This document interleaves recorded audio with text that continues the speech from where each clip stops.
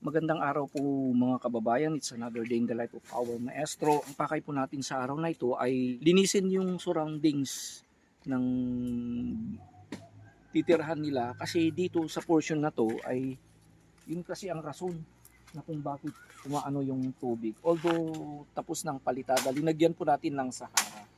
So sina Romnick at Vince na rin, of course with the permission of Tita Girlie na linisin ito. Kasi dahil pag malinisan ito, hindi na ano yung tubig dito. So sinabi nung dalawa ni Kuya Jay at Jeffrey na pag malinisan ito at lagyan ng kanal ay hindi na pupunta dito ang tubig. And then also, kinakailangan din linisin dito sa likuran kasi it's very dangerous. Alam po natin mga kababayan na ang kanilang tirahan ay nasa malapit sa bundok. And dyan sa kabila po ay sa pisong kung saan tumira noon si Kuya Vince. Bakit talagang kailangan na linisin? Kasi pag-anuhan din ito ng ahas. Kasi mga dito sa atin talaga maraming ahas, mga cobra. Kasi part dyan, may tubig dyan, creek, may falls dyan, puro saka marami din one time po last week bago po tayo nagpatrabaho, yung semento na binili natin na binigay ni Mami Kuya Vince, dan nung umulan na bago pa magtrabaho dinagyan niya ng kapote. Then sabi niya nakita ni Kuya Vince na mayroong ahas na pumunta doon, kaya buti na lang ay hindi na ano si Kuya Vince, kaya kailangan po ang paglilinis po dito.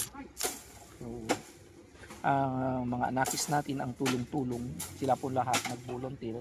Of course, bibigyan natin sila ng kanilang pabuya rin. Gaya nang binibigyan natin ng, siyempre sabi nila, sir, bigyan mo kami ng pangbaon namin. Yes, of course, sabi ko. Ay, ano lang natin ng ilang oras. So, bali, ang pumunta ngayon sa araw na ito ay si Kuya Maestro JR, si Kuya JL, si Kuya Justin, si Romnick, si Vince, at si Kuya Dave. So, talaga makikita mo si Kuya Romnick ay talagang sanay na kasi sa mga ganitong gawain. Saka ito rin si Kuya Justin kasi laging sumusunod kay tatay niya, and then also si Vince. So, mga nakis natin ay at mga ibang kasamaan ay tulong-tulong sila. Sa kabila naman dito sa baba ay yan, pukayin nga lang, i-level na lang yung square, parang may stage niyan, then papalitadan na lang natin. So, bali, division of labor ang mga boys natin, then tatlo sila sa likod, tatlo naman sila dito sa harapan bit ng studio.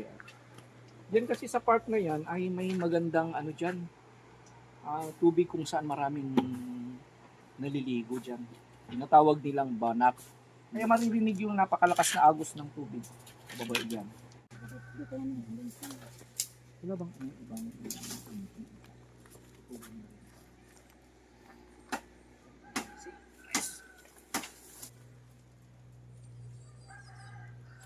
tulong na rin tayo mga kababayan kasi syempre si Maestro JR naman ang videographer muna natin. Stay.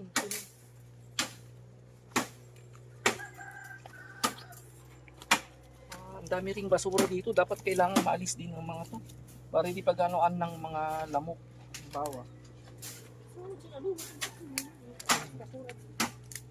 At saka siguro inano ni Lord na talagang makapunta na dito si Kuya Vince. Di ba Ma'am Girlie, ano bang nangyari doon sa Pisong? Di ba wala nang tumitira doon sa Pisong kasi may nangyari doon.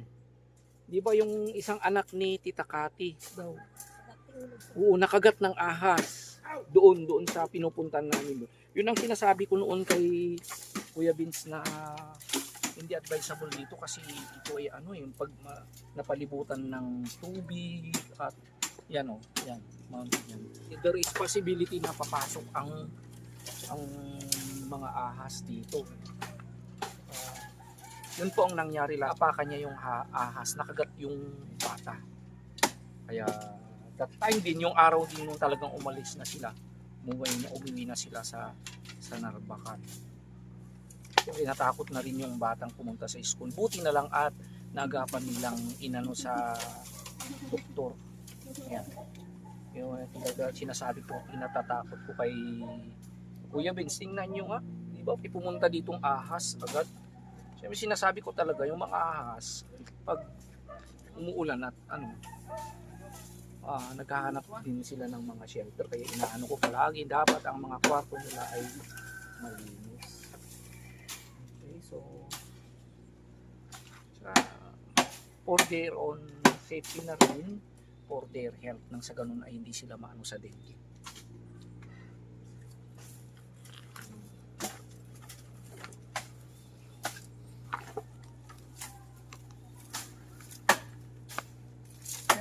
Awanti lang gusto may kaya to di ko ano dito.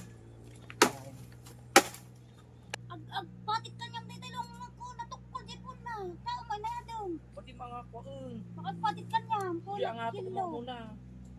Tao nagpatit ang inaya daw. Baka si kadiri. Patit ko natin pala daw sa kundi ko. Ay, lumalag nak din. Ano kilo.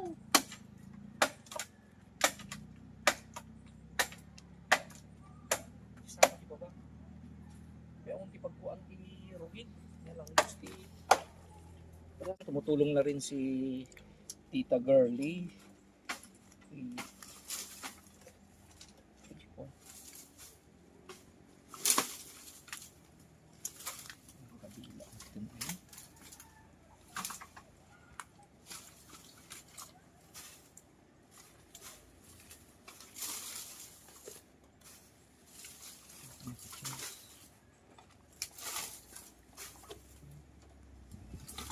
Silo mo.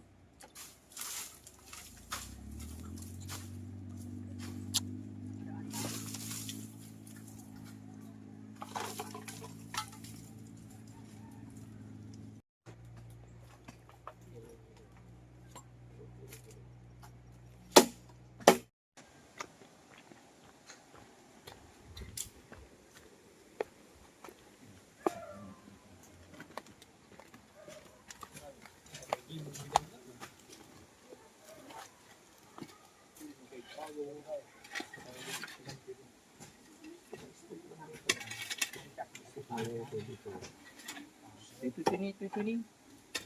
Lagyan ng hollow block. Yung barrel kayo.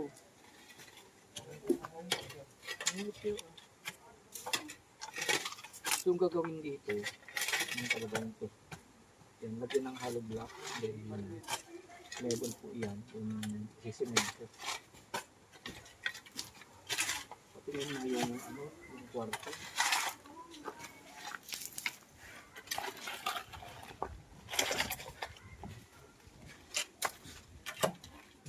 Maganda na mga kababayan. Pero itatapusin pa ito kasi hindi available yung mga karpinterong dalawa sa Sunday. Pero maganda na po yung door. At saka yung mga nagtatanong po, walang bintana. Actually, lalagyan po natin ito ng bintana dito. Saka mayroon ding bintana doon. Pero sabi ni Kuya Jeffrey, gawin tayo. Pahala na sila na gagawa kung paano ito mas magandang tingnan. Ayan, tapos na rin yun. Siguro kapag in the long run, siguro we are planning kita ko rin dito na sana balang araw ay nalagyan natin ng tiles na rough.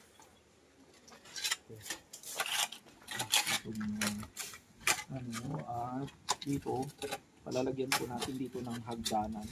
Dito po mga kababayan, lagyan natin ng hagdanan ng planong pang-asin po mga kababayan. Dito lagyan po natin ng basta papagagandahin natin, and then kung may na tayo dito sa baba, dito po tayo magkukusin.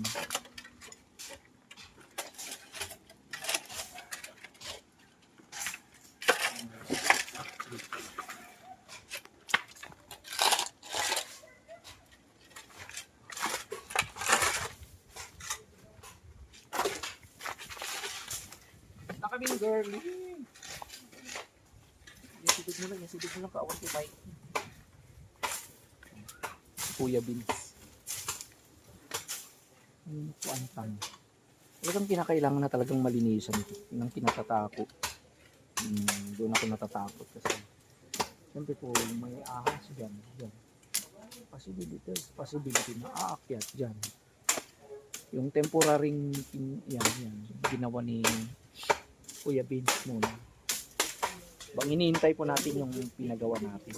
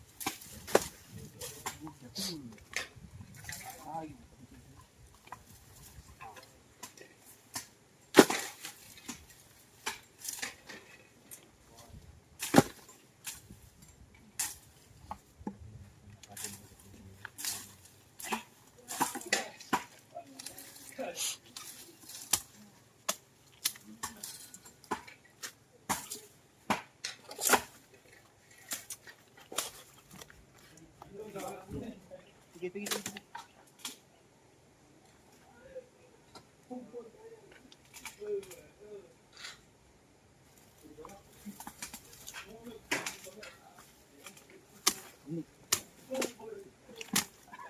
Magdalmag.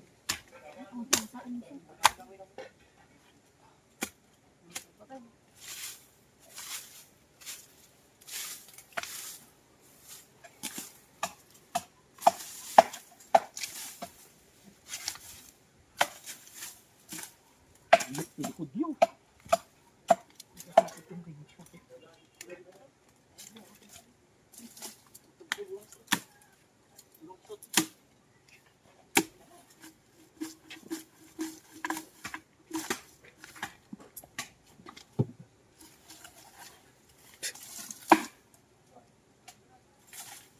Daw mo kurong nikbe. Marang te. Kilnat mo. May mabalin pa din yan. Bali na sa day murdong na. Mabalin pa din yan nga si Daot. Unsa? Ang napait. Nasampang ito di asar ta daw.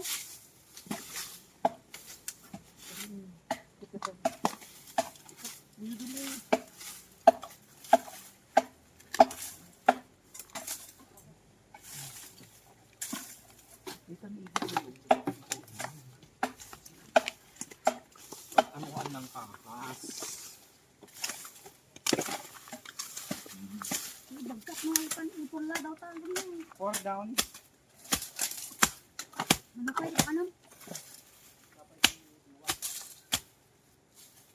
4 down na eh.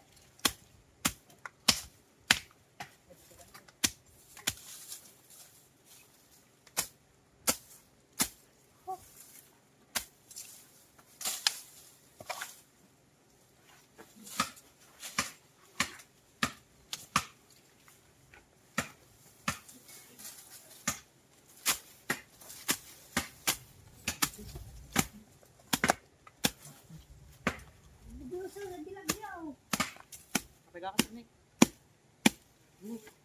Kapag ka. Linong hindi pangilinong. Akin punday ay. Bagay binto.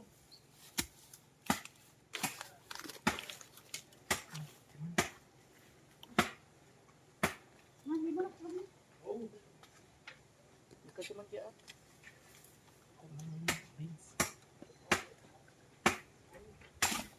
Ang siyak ni Vince kasi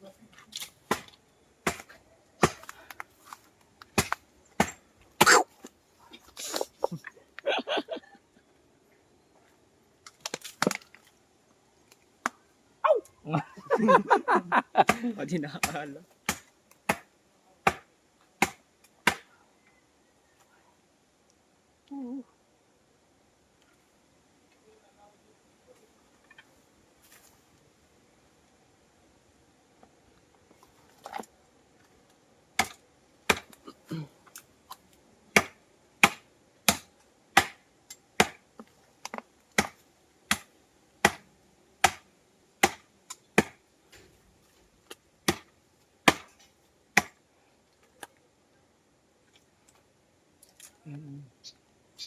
Talagang bagyo talaga.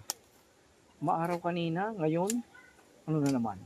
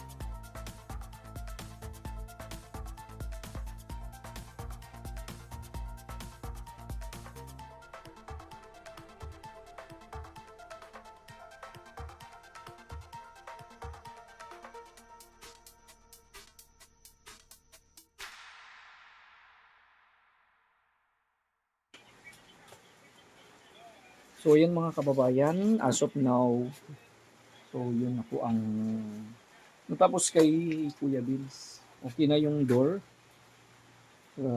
Yan, susunod dito sa labas. Yung malinis na doon. Buti na lang natapos na tayo ng dumating yung ulan. Siyempre, of course, bibigyan natin ng pabuya ang mga boys. Pero bago tayo aalis, ito po may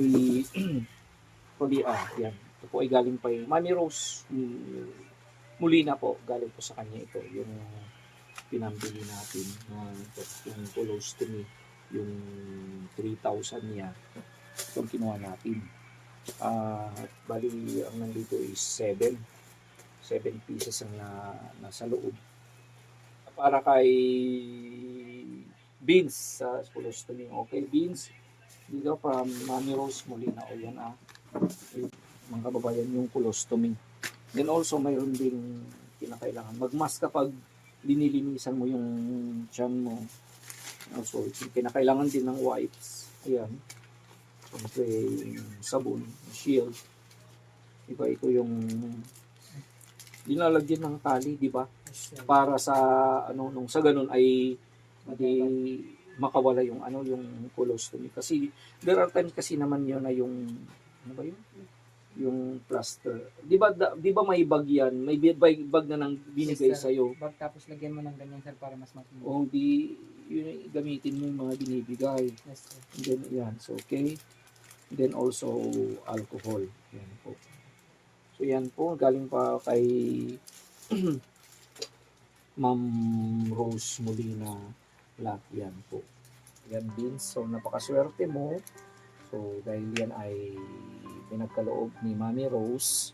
So actually yan ay naibigay na niya. Pero sinabi ko naman kay Mami Rose na ibibigay natin kung ano yung time na talagang tataon natin na kung kailangan na talaga ng bata. Kaya isinave po natin yung amount po para dyan.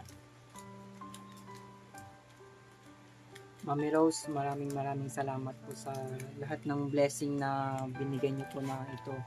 Sobrang laking tulong po sa akin sa pang-araw-araw na paggagamit po ito dahil ito ay kinakailangan ko pong gamitin sa pang-araw-araw kasi inalagay ko po talaga dito sa tiyan ko dahil ito po ay pang lifetime na po na ginagamit ko. Siguro po talaga ito na po yung tinadhana na binigay sa akin ng Diyos, pero nagpapasalamat po ako dahil sa inyo po ay nandyan po kayo na tumutulong po sa akin dahil hindi na po gaya ng dati na kung saan na lang po ako pumupulot ng plastic para may lagay lang po. Dahil dito po noon nabubuli po ako pero wala na po akong magagawa pero kasi ganito na po talaga. Pero po ngayon nagpapasalamat po ako mami dahil isa rin po kayo sa taong nagbigay ng biyayang katulad po nito. Dahil si Tita Pilpilab po ang unang taong nagbigay sa akin ng pag-asa hanggang ngayon dahil hindi niya ako pinabayaan. At isa rin po kayo sa taong nagbigay ng tulong sa aking kalagayan ngayon. Kaya maraming salamat po sa inyo. Okay. So, yan po. Yes po, sa mga laging nagtatanong tungkol sa kwento ni Kuya Vince, ever since po noon na, di ba, yung talagang kwento ng batang ito noong na nagpupulot po ng supot na na-discover na linalagay sa tiyan dahil sa kawalan nga ng pambili dahil na rin sa kahirapan sa buhay. Ngunit sa, kaya nang sinabi niya, it's because of Tita PB Love. Yun. And up to now ay talagang tinutulungan ni Tita PB Love si Kuya Vince at yun din si Mami Rose. Maraming salamat. Okay? So, sa inyo rin mga boys, syempre ang pinag-usapan natin ay tungkol na rin sa hygiene at kalinisan. Tama po yung ni Vince na kung wala na siyang gagamitin na ganyan, ay syempre yan ang dahilan kung bakit siya nabubuli sa kanyang klase. Kasi nangangamoy po yan. Lalo na pag hindi niya nalinisan, syempre at wala siyang gagamitin. Okay? So, thank you very much. Once again, Mami Rose, muli na po sa iyong tulong kay Kuya Vince. Okay, sa inyo rin mga boys na pumunta ngayon, maraming salamat. Hindi na natin may tutuloy muna yun kasi dyan na rin ang ulan. Sakto. Siyempre, as gaya ng sinabi ko, hinay-hinay. Kaya, maraming salamat sa inyo mga boys na kukunin nyo yung price nyo sa akin. Si Kuya Dave kasi umuwi muna para anuin yung mga labada niya. Siyempre, yan, lahat sila. Once again, yan, Sir JR, Justin, JL, and of course, sa iyo rin, Dominic. So, bago tayo umuwi, siyempre, bibigyan na natin yung price rin nila. Kahit na Romeo yan, siyempre, bibigyan ko rin kayo. So, ganun pa yung pampag-good vibes din. Hindi sa binabayaran ko kayo mga boys. Kahit papano ay syempre kung ano rin ang maaring may tulong natin sa mga bata to inspire them. Kasi laging nandiyan ang mga tools yung support sa atin, tumutulong. Kahit konti, mabigyan natin sila ng pambaon. Okay? So, thank you very much. Mga boys, ha? Balik na naman kayo. Anyway, hindi naman kayo nagugutom dito. Bonggang-bongga lagi ang pagkain. Meron din kayong price. Anyway, you are assisting. Pero yung mga main natin na trabahador natin, syempre sila po ang binabayaran natin ng food. Mas maganda rin yun, at least kahit papano ay mayroon din silang mapagkukunan ng kanilang. It's not spoiling them. Sayang din yung kahit paano na natin yung mga bata. Mabait naman sila eh. Saka hindi naman masamang bigyan natin sila. Okay. Okay. So, maraming salamat once again. Ingat po kayo mga kababayan dahil alam naman natin na parating pa ang mga bagyo, yung mga binabaha dyan. Ingat lang po kayo. Just be watchful. Okay. So, let's pray all natin sa ating mahal na Panginoon ang lahat. So, dito pa rin ang ating maestro nagsasabi, I love you today, tomorrow, and